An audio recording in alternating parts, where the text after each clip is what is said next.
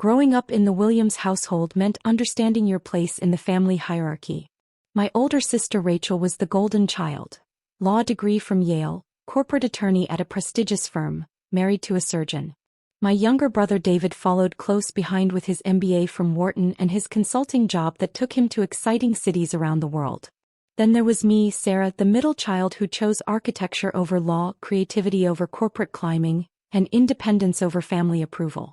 Architecture is a nice hobby, Dad would tell his friends at country club gatherings, but Sarah needs to think about financial security.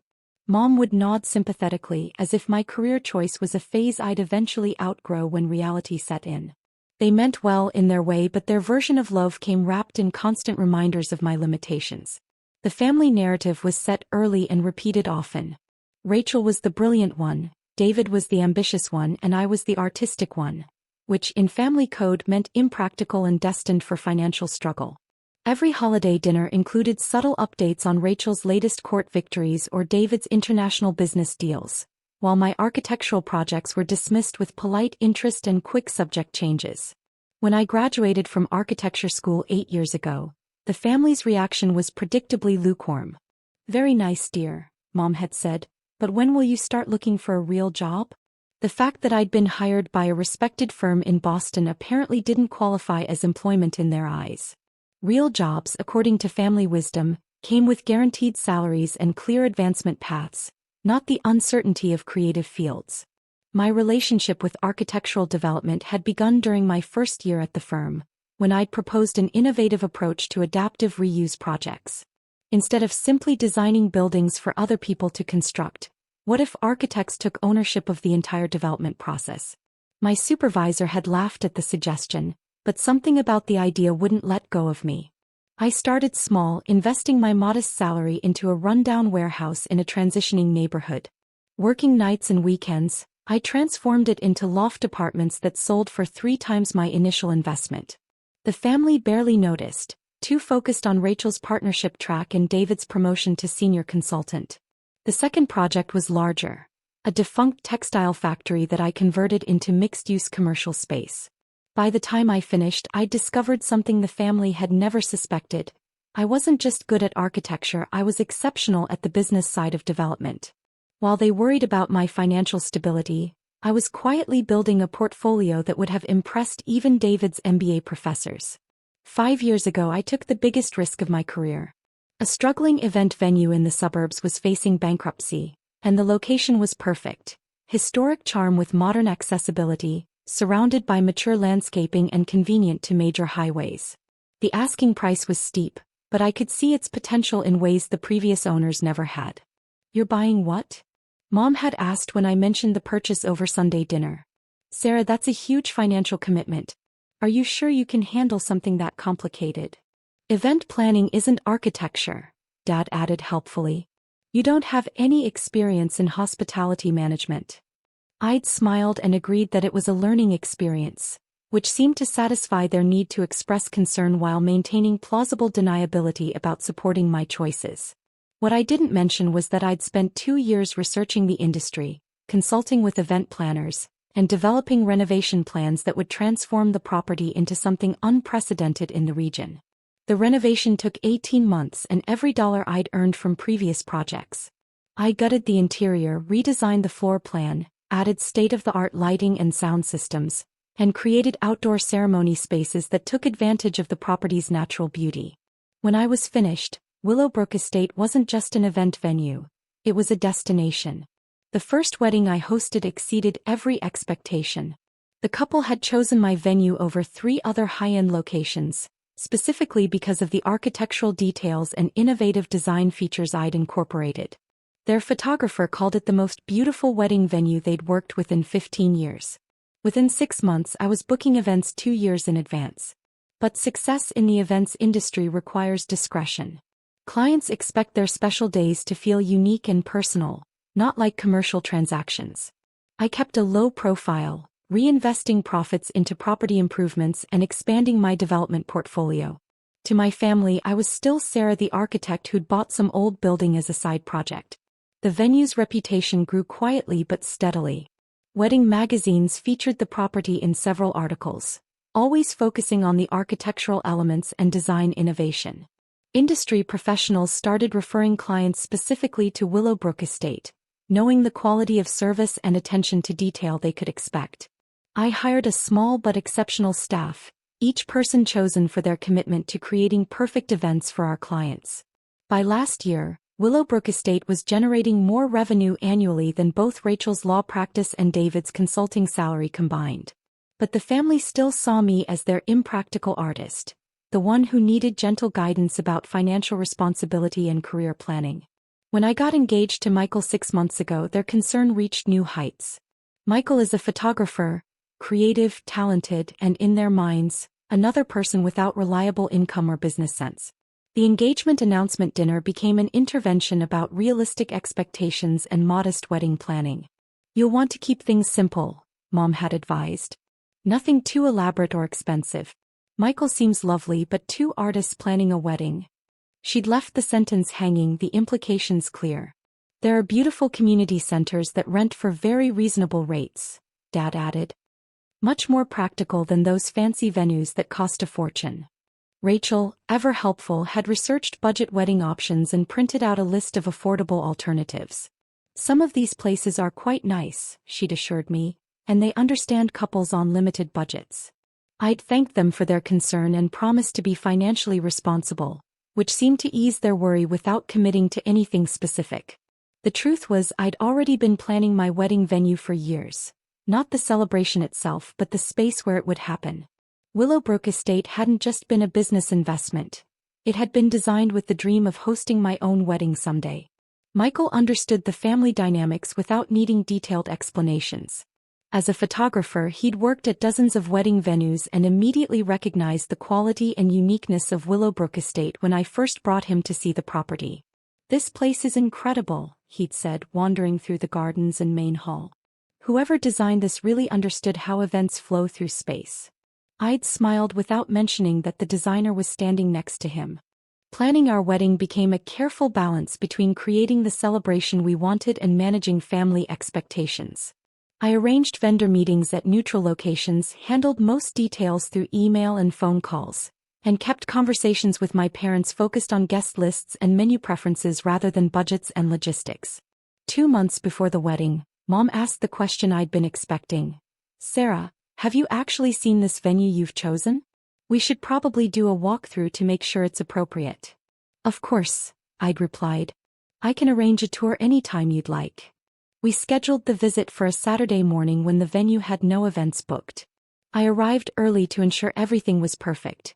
Gardens immaculately maintained, interior spaces spotlessly clean, and all the architectural details I'd spent years perfecting displayed to their best advantage. Mom and Dad pulled into the circular driveway exactly on time, their expressions already showing concern as they took in the property's scope and obvious quality. This was clearly more elaborate than the community center receptions they'd been envisioning. "Sarah," Mom said as we walked toward the entrance, "this looks very expensive. Are you sure this is within your budget?" "The grounds are beautiful," Dad added, "but places like this usually charge premium rates. You don't want to start your marriage in debt over one day." I led them through the main entrance into the grand foyer, where afternoon sunlight streamed through the custom stained glass windows I'd designed specifically to create dramatic lighting effects for wedding photography. The space was breathtaking: soaring ceilings, original hardwood floors restored to perfection, and architectural details that balanced historic charm with modern elegance. Mom stopped walking and stared. "Sarah, this is gorgeous, but it must cost a fortune. How can you possibly afford something like this?" Before I could respond, we were joined by Jennifer, my venue coordinator, who'd been handling client inquiries in the office. "Good afternoon," Jennifer said, approaching with professional warmth. "You must be Sarah's parents. I'm Jennifer, the venue coordinator here at Willowbrook Estate." "It's beautiful," Mom said, still looking around with obvious concern, "but we're worried about costs. Sarah and Michael are both in creative fields, and venue fees for places like this can be. This place is too expensive for you," Mom declared, turning to me with parental authority. "Sarah, be realistic about what you can actually afford." Dad stepped forward supportively. "Find somewhere you can actually afford. There are lovely places that won't put you in financial jeopardy." I nodded calmly, accustomed to their protective concern. I understand completely. Jennifer looked confused by the conversation, consulting the folder in her hands. Ms. Williams, shall we finalize your ownership renovations for the bridal suite? The contractors are waiting for approval on the marble selections. Mom's jaw dropped open. The color drained from Dad's face. Ownership renovations? Mom repeated weakly. Jennifer realized her mistake immediately. Oh my. I'm so sorry, Ms. Williams. I assumed. She looked between my parents and me, clearly flustered. Would you prefer to discuss this privately? The silence stretched across the foyer like a held breath. Dad was staring at me with an expression I'd never seen before, confusion mixed with something approaching awe. Mom appeared to be struggling with basic comprehension. Sarah, Dad finally said, his voice barely above a whisper, what did she mean by ownership renovations? I took a deep breath, knowing that the carefully maintained family narrative was about to shatter completely. I own Willowbrook Estate, Dad. I bought it 5 years ago, designed the renovations and built it into one of the premier wedding venues in New England. You own this? Mom asked, gesturing at the soaring architecture around us. This entire property? All 47 acres, yes. The main building, the gardens, the chapel, the reception halls, and the bridal facilities. I designed most of the renovations myself and oversaw the construction. Jennifer, still clutching her folder, added helpfully, Ms. Williams is actually one of our region's most innovative architectural developers. Willowbrook Estate has been featured in several wedding magazines and architectural journals. We host over 200 events per year. The number seemed to hit Dad with physical force. 200 events per year, at venue rental rates he was only beginning to calculate, represented revenue streams that dwarfed his own successful accounting practice. But how did you afford? He started, then stopped, realizing the question revealed how fundamentally he'd misunderstood my financial situation. The architectural firm was just my starting point, I explained. I've been developing properties for 8 years now. Willowbrook Estate is my flagship property, but I have residential and commercial projects throughout New England. Mom sat down heavily in one of the antique chairs I'd carefully restored for the foyer. Sarah, why didn't you tell us any of this? The question hung in the air, loaded with implications none of us were quite ready to address directly. Why hadn't I told them? Because every family gathering included reminders about my impracticality and financial limitations. Because their love came wrapped in assumptions about my capabilities that I'd grown tired of challenging. I tried to mention projects over the years, I said gently. But the family was always focused on Rachel's legal career and David's consulting success. My work seemed less important. Dad was walking through the space now, his accountant's eye taking in details he'd missed during his initial concern about costs. Original crown molding restored to museum quality. Custom millwork that would have cost more than most people's cars. Lighting systems that created architectural drama while remaining invisible to guests. This renovation must have cost millions, he said, running his hand along a restored banister. 2.7 million, I confirmed. But the property's current valuation is over 8 million, and annual revenue covers all operating costs plus reinvestment in improvements. Jennifer nodded enthusiastically. Ms. Williams has created something truly special here. Couples book our venue specifically because of the architectural innovation and attention to detail. We have a waiting list for prime dates that extends 3 years out. Mom looked up from her chair, tears forming in her eyes. Sarah, I don't understand. If you've been this successful, why did you let us think you were struggling financially? The question pierced deeper than she probably intended. How do you explain to loving parents that their concern had become a barrier to sharing success? That their protective instincts had created a dynamic where achievements felt like corrections to their judgment rather than celebrations to be shared? I never wanted to make you feel bad, I said honestly. You meant well with the advice about financial security and practical careers. It was easier to let you worry than to make you feel foolish for worrying. Dad shook his head slowly. We weren't worried because we thought you were foolish, Sarah.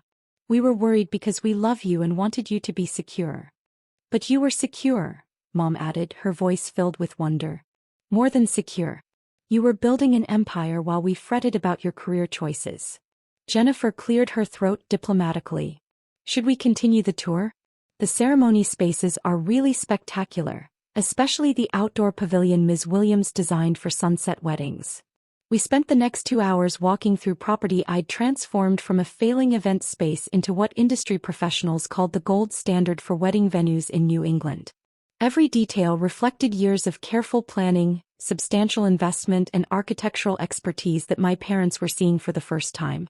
The outdoor ceremony area featured a custom-designed pavilion that provided weather protection without blocking natural light. The reception hall incorporated sound engineering that allowed conversation at normal volumes even with a full band playing. The bridal suite included luxury amenities that justified premium pricing while creating an experience clients remembered forever. "The gardens are extraordinary," Mom said as we walked through landscaping that had taken 3 years to mature into the lush backdrop I'd envisioned. "Sarah, you designed all of this?" The landscaping was collaborative with a specialist firm, but the architectural elements and overall layout were my design, yes. Dad stopped at the outdoor bar area, studying the stonework that seamlessly blended historic elements with modern functionality. "This level of craftsmanship. Sarah, you're not just successful, you're exceptional at this." The comment hit me unexpectedly hard. In 32 years, I couldn't remember either parent using the word exceptional to describe anything I'd accomplished. Talented maybe. Creative certainly. But exceptional implied a level of recognition I'd never received from my family. As we completed the tour, I watched my parents process information that fundamentally changed how they understood my life. The daughter they'd worried about for financial security owned property worth millions. The impractical artist had built a business that generated more annual revenue than both her siblings' careers combined. The family member who needed guidance about realistic expectations had created something that industry professionals sought to emulate.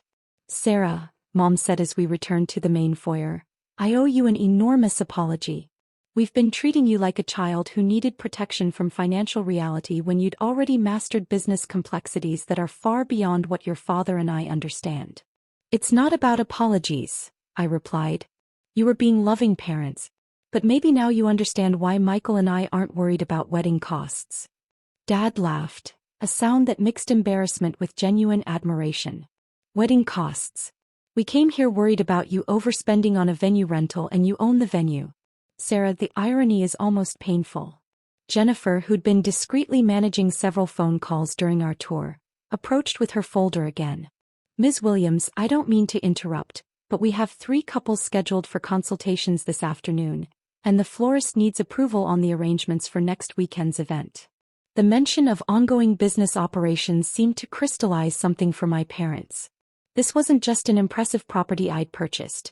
It was an active, thriving enterprise that required constant management and decision-making. "You should handle your business," Mom said. "We've taken enough of your time and we have a lot to process from this morning." As they prepared to leave, Dad pulled me aside. "Sarah, I need to ask you something and I want an honest answer. When we gave you advice about practical career choices and financial security, did that hurt you?" The question was harder to answer than I'd expected. It hurt because it felt like you couldn't see what I was actually accomplishing. But I also understood that you were trying to protect me from disappointment. "Your intentions were always loving. But our assumptions were completely wrong," he said. "We protected you from financial struggles you'd already overcome while missing the success you'd achieved. The success wouldn't have been possible without the work ethic and values you taught me," I replied.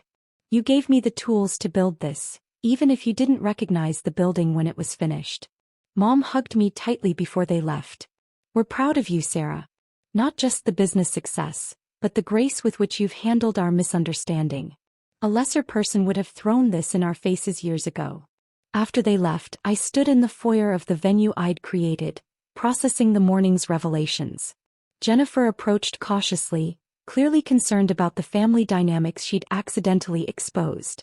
"I'm so sorry about mentioning the renovations," she said. "I had no idea your parents didn't know about your ownership." "It's fine," I assured her. "Actually, it's better than fine. It was time they knew." That evening, Michael called to check on the venue tour. How did they react to Willowbrook Estate? Shock initially. Then embarrassment about their assumptions. But ultimately, I think they're genuinely proud once they understood what I'd built. "And how do you feel about them knowing?" The question made me consider emotions I'd been avoiding for years. Relieved mostly. It was exhausting pretending to be less successful than I actually am. But also sad that it took so long for them to see me clearly. They see you now, Michael pointed out. And they're going to see you walk down the aisle at the venue you designed and built. That's pretty spectacular, Sarah. 2 days later, Rachel called with a reaction that was quintessentially her. Mom told me about Willowbrook estate. Sarah, why didn't you ever mention that you're apparently some kind of real estate mogul?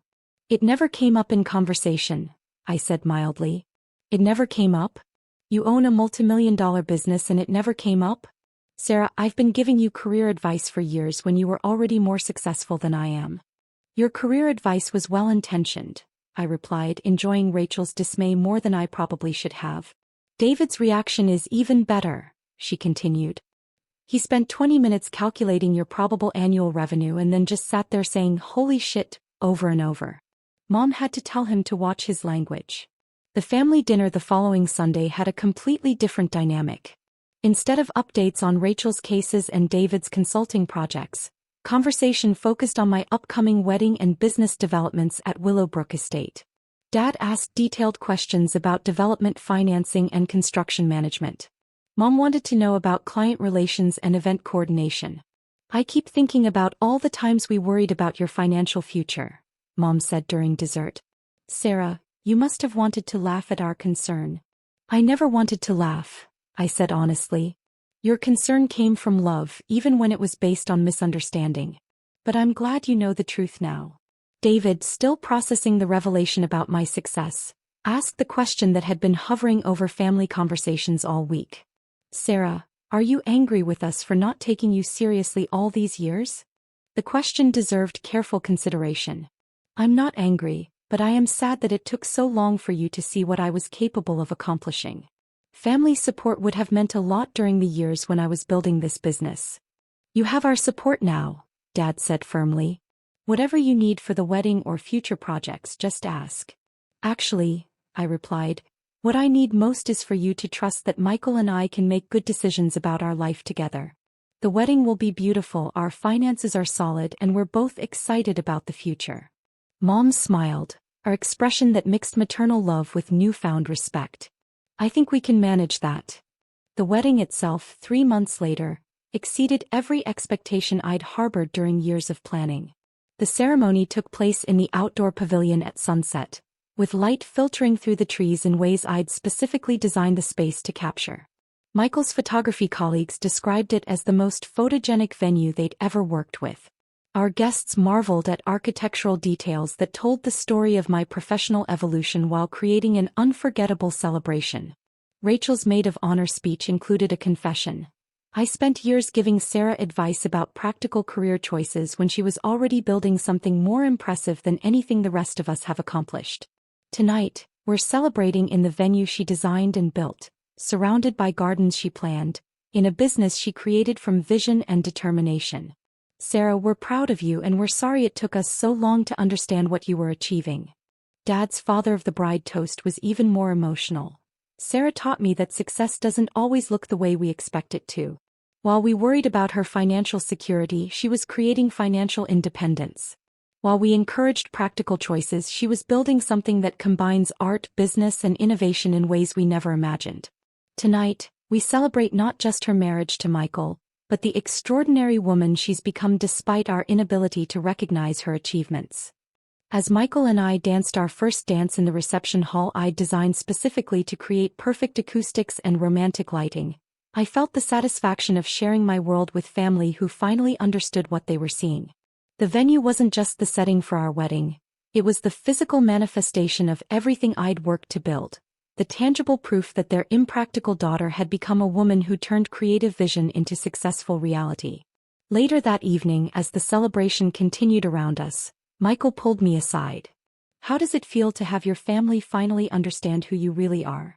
I looked around the space I'd created, the architectural details that showcased years of expertise, the business systems that generated substantial revenue, the client relationships that had built a reputation extending far beyond New England. It feels like coming home, I said. Not to the venue but to being seen clearly by people I love. The venue I'd built for my wedding had become something more valuable than real estate or business success. It had become the place where my family finally understood that their practical daughter was actually the most accomplished entrepreneur among them, hidden in plain sight for years. And as our guests danced late into the night in the reception hall I'd designed, I realized that the most successful development project I'd ever completed wasn't a building at all. It was the careful construction of a life that honored both my creative vision and my family's love, even when those seemed impossibly far apart.